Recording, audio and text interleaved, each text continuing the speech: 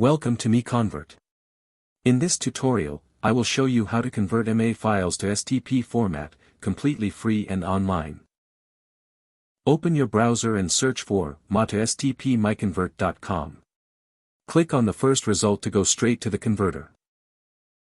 You are now on the MA to STP converter page. The interface is clean and easy to use. Let's upload a file. Click the Choose File button. A file picker will open. Select the MA file you want to convert, then click Open. Your file is loaded and ready.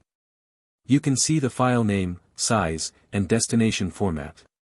Click Convert now to start the conversion.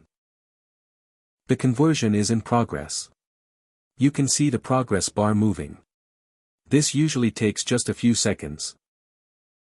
Done. Your file has been successfully converted. Click Download to save the STP file to your computer.